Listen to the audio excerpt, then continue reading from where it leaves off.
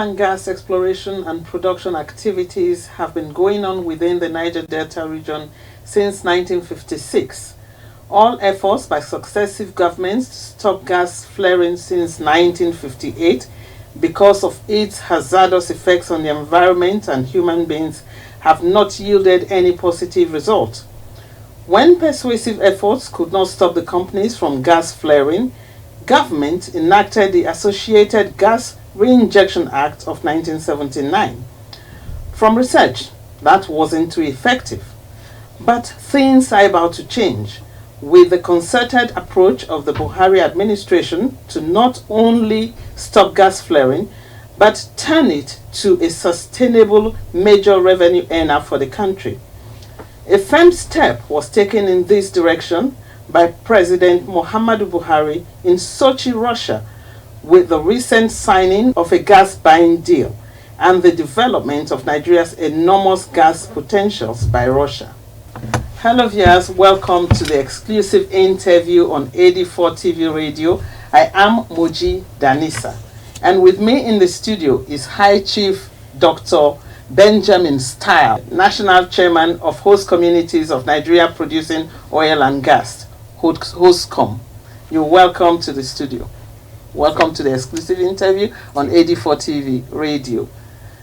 You can join the conversation at AD4TV Radio on Twitter, Facebook, and Instagram. So let's talk about the Act of 1958. What are the negative effects? Let's start with the negative effects of gas flaring on biodiversity. Thank you very much for this wonderful opportunity to be with you at this time. Gas flare. First of all, I just want to highlight what is meant by host communities. Host communities is a group of communities that have come together in one as the mouthpiece of all oil and gas producing communities in the Niger Delta region to form this organization known as HOSCOM. Registered and well known by the government, and the government is dealing with them one-on-one. By the grace of God, I am the national chairman, as rightly pointed it out. By the grace of God, HOSCOM have impacted meaningfully the government, sensitizing our people and the government to see the pains of this gas flaring in our region. Based on this negative effects that our people are suffering, which we have come of age to put up this yearning for the government to look at these pains the people are suffering and to ameliorate the suffering of the people and stop gas flaring. Zero gas flaring in our region. That will help and convert it to sustainable development. We'll come to that if we can ever achieve zero gas flaring in Nigeria. But for now, when we talk about the host communities, it says a whole community of people who are affected by this gas flaring. How many communities are we looking at?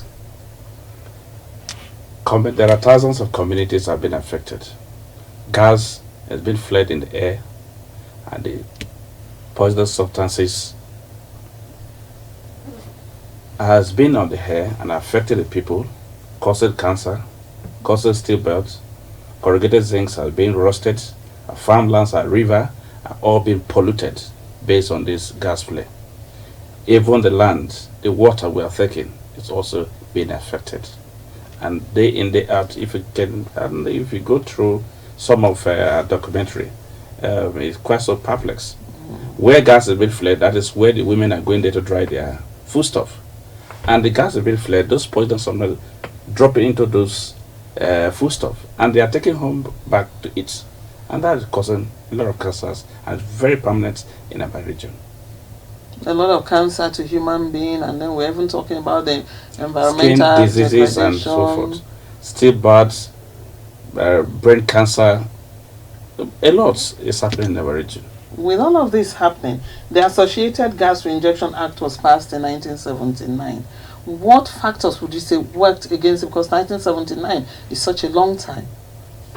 Yeah, in 1979, the act was passed and became so effective in 1985. When 1985, this act was being passed and it became effective, and the penalty was given at the rate of 2 naira per 1,000 cubic feet of gas. And government is collected through FRS the money and being paid into the central bank. And that money is tagged as a royalty fund for the affected communities, not for government to be used. Okay. But the government decided to keep the money for themselves and using it until 1999. And there was a gas conference in 2001. It was on that government became made known to host community, where the Senate host communities were held there. By then I was the national vice chairman. We were held there to discuss about the effects of gas flare and the penalty fund that had been reserved in the central bank. And we demanded for that fund. We became aware of the fund and we demanded for the fund. And these are some of the reasons we started pushing for the fund. Paying it in 2010. We have written to the president and replies have been given to us. Today, Mr. President have approved the release of that fund far back from 1985 to 2010, which amounted to 1.23 trillion naira.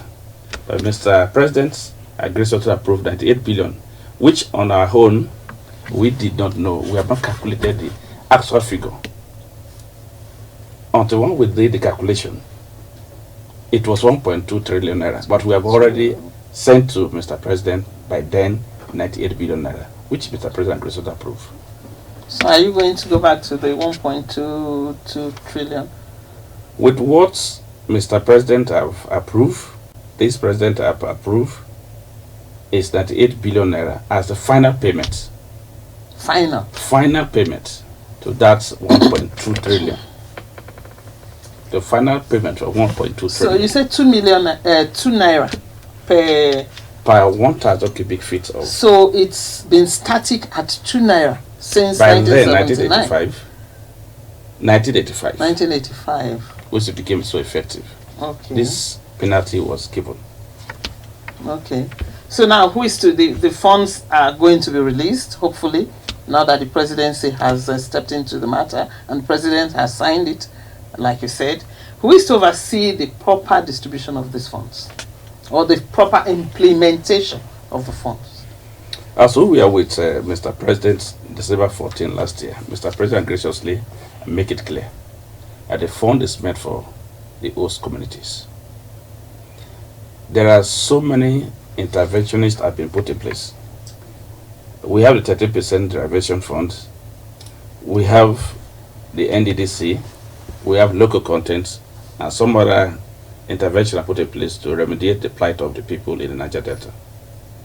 The Ministry of Niger Delta is also there. And the people in the region have not been felt.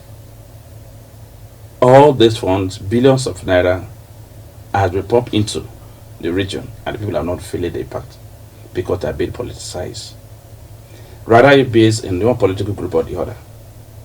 So in our own, as host communities, we are distant people. We felt we should be allowed to control our resources. We should be allowed to manage the resources. Governments have done some parts in order to improve the lives of the people. But what do we get at the end of the day? It did not trickle down to the various communities where the pains are there. Some people are in the cities. In the cities where the flare are not there. But the fund is coming. They now settle it to their hands and use it the way they want it in their political setting. So at this stage, you would have said, we have come of age, we can manage it. Give us the first of refusal. That let us try, give us the fund, let us use the money by ourselves. And we have entered into a series of meetings with them. By the grace of God, the government have seen that we could be able to manage it. We have the people, we have the technocrats, we have the brain, we have everything it takes to manage the resources have given to us by the government. And let give us that first of a refusal. That will help us. Okay, you keep saying we. I am wondering, is everybody in agreement at the same time, being carried along? But we'll take a break now. When we come back, we're still talking gas flaring in the Niger Delta.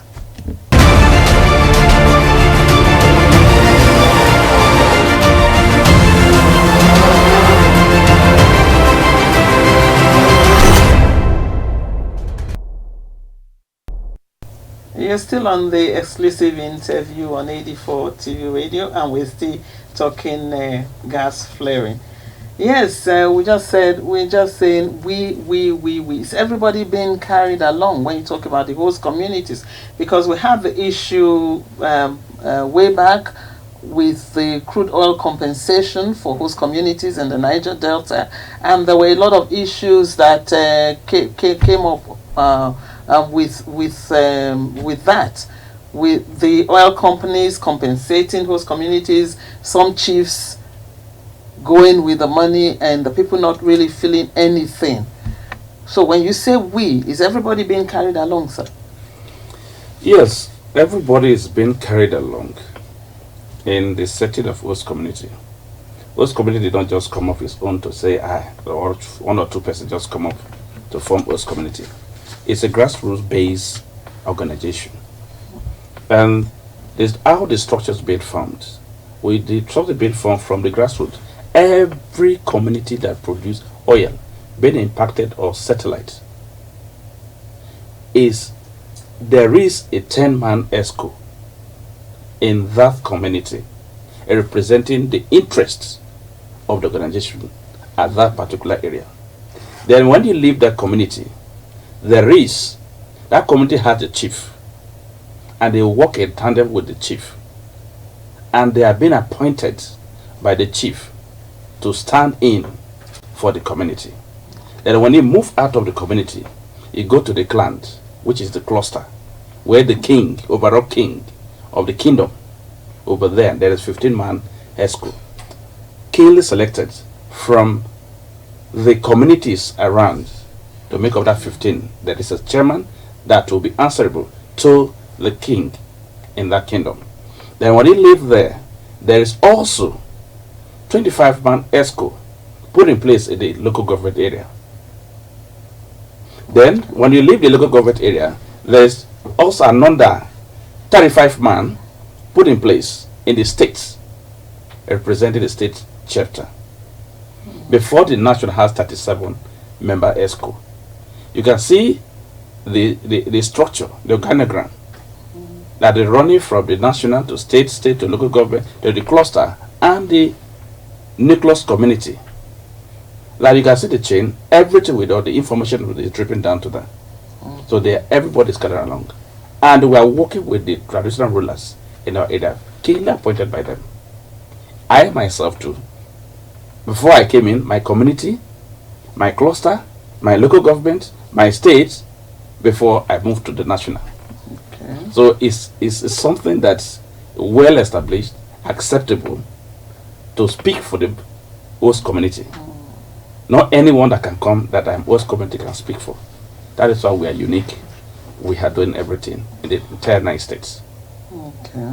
So we have entirely eliminated discontent. Of course. No, nobody's going to be discontented like it happened in the past, and we had restiveness. Yeah. So the president has released or approved 98 billion. I'm waiting for the release. What's waiting for the release? Yeah. And you're sure you get the get the funds? Yeah, this government is. We have never get it so easy before.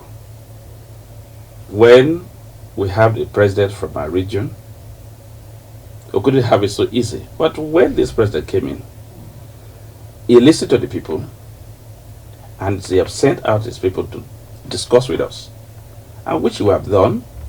And the white policy paper has been directed to Minister of Niger Delta to interface with us, which we have done.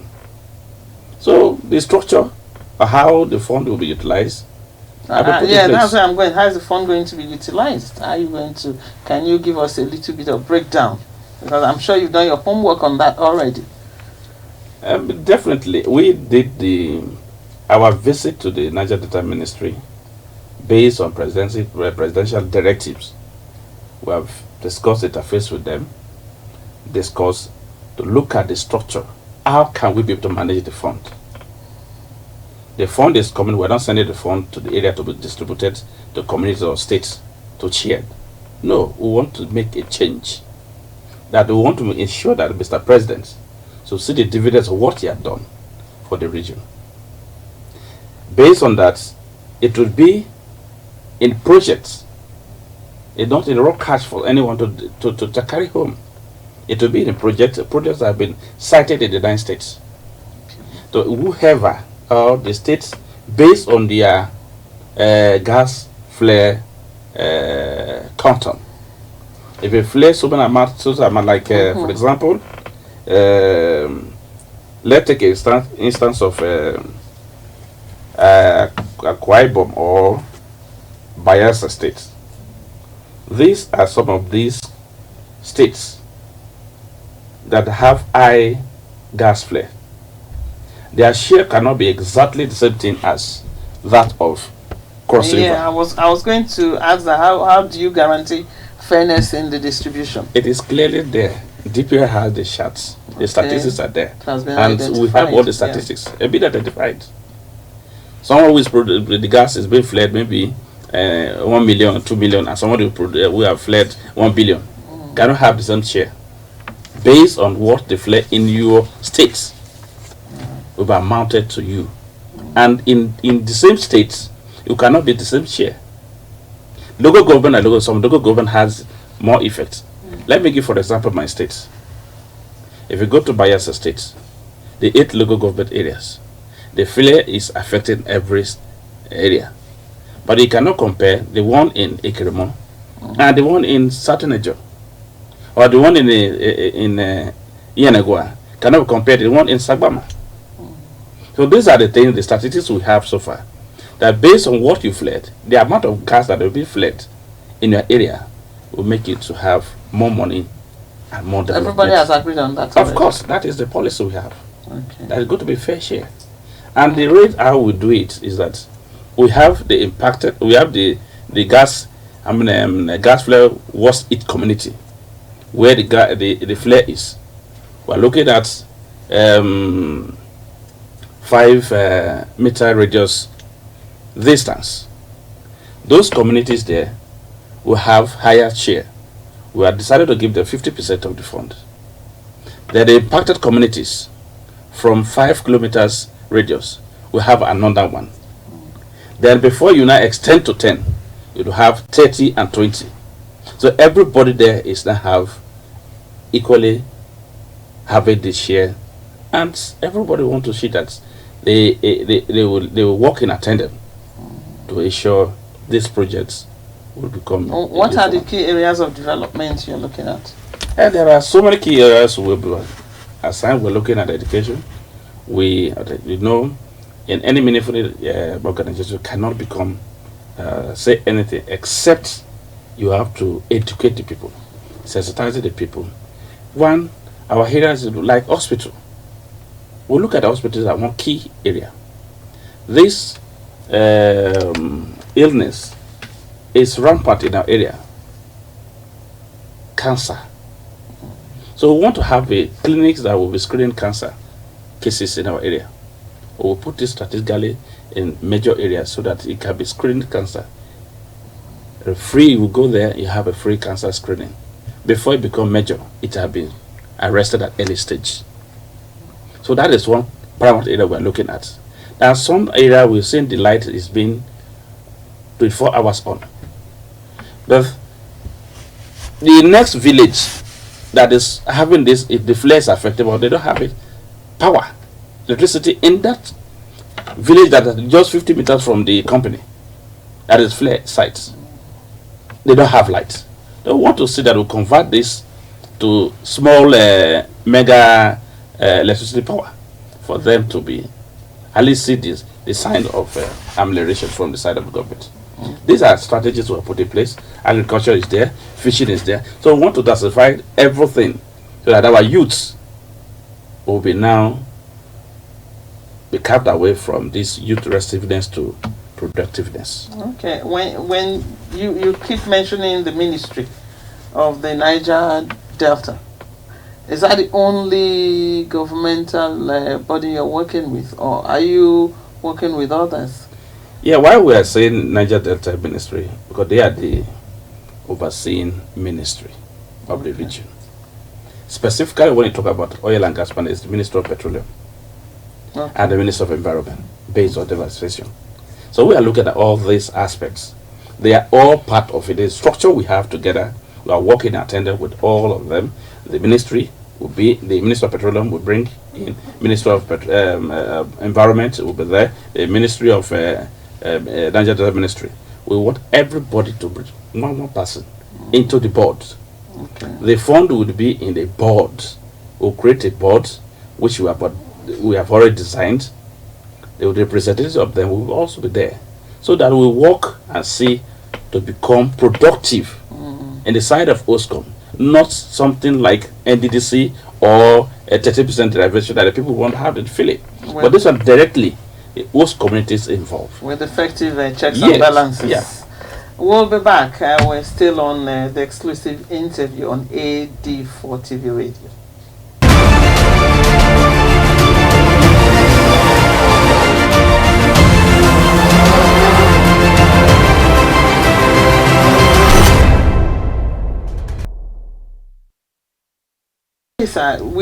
You already praised the government, President Muhammadu Buhari's government, of being the first government to pay attention to this issue. And recently he was in Sochi and he made a very big deal with the Russian President Vladimir Putin on this gas flaring wastage. So to say, Nigeria now is on the way of turning wastage into a major revenue earner. What is your take on this? It's a welcome development, and we felt this would have come before today. The gas that been wasted, the statistics shows only 2016 we lost about 302 billion naira on gas flare, wasted gas flare fund, and every year we keep wasted fund in flaring. And Nigeria today is the highest country at flaring gas, amounting to 76% of gas has been flared, wasted in the air. That would have been used or converted to something else that would be not beneficial, would not develop or increase the economy of Nigeria. But rather, it depends on wasting it. But now, the President realized on it, based on the yearning of the people, which he have listened to the people, and he listened to the people of host community yearning. And it come up with this useful development. It's a welcome one, so we commend Mr. President. So do you think zero gas flaring is achievable in Nigeria? It cannot be zero, but if it has been drastically reduced, like the one with the chart I have so far, US have 0.6% gas flare. Then Libya has 21% gas flare. So Algeria has about 6 point something gas flare, gas wastage. So if it can be reduced to be 10 and below 10, I think we can say it is zero. We consider it to be zero because of 76% to 20 or thereabouts. Then we can say we have received something meaningful, and okay, it's a good one. Okay, let's go back to your miscalculation of the 1.23 trillion, and now you are getting 98 billion. Will you go back to revisit whatever is not meeting up there? Not really, because the money is there. The money is there. It's been paid. It's not the government's fault. But where is it residing? It is our own. We wrongly miscalculated the fund, as I said earlier. Okay. Will you revisit? That's what. We don't need to question. revisit about that. It's 1.2 trillion. Yeah. And we mistakenly applied without thorough calculation. We now say 98 billion. And Mr. President graciously approved a 98 billion naira. And we know this. There's other ones are there. Okay. From 2010 up to date. There's a fund there. And more are coming in. Yeah, more are still coming, and every day gas is being flared. As long as the government and the companies keep flaring gas, as we are talking here, more money is still coming. Yeah. As they are flaring gas, more money is coming to the region. But though, what we have on ground is that further ones to the 50% to the government, 50% to those community. Okay. So it's good to be a balanced situation. So do you think the act should be revisited? Because that's a long time. 1979, 2 naira of today's in today's value of the naira is about how much? I think it has been reviewed of recent. Yeah. It's supposed to be 3.50 cents. $3.50. Okay. But now the government are making it to they are paying about 610 naira per 1,000 cubic feet. That is what the NNPC have been announced recently. So we are still looking at it. By the time we have some discussion with them, we want to ensure that governments will look at the policy that will help the region, the country, because gas flaring is killing the Niger Delta people. Yeah. And we do want situation of that would not the money. We're not looking at the money. We're looking at the risk factor. If gas continues to be flaring in the region, it will affect and the total time to eliminate the entire region. A child of 15, a child of those the mothers have a stillbirth. Oh. Have a stillbirth. The pregnant mothers have a stillbirth. All this resulted to what? Gas flare. So zero gas flare will help the population of the Niger Delta region. If not, it will now decrease the population.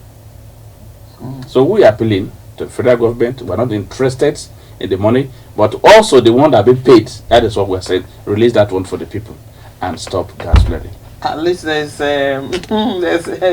positive development. Of course. And we do hope that when the funds are finally received, that as you have said, as you have promised, it will affect the people directly and the development of the communities.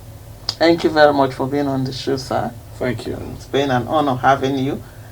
You have been on the exclusive interview on AD4TV Radio, and we have been talking to High Chief Dr. Benjamin Style Tamarebi, National Chairman of Host Communities of Nigeria Producing Oil and Gas.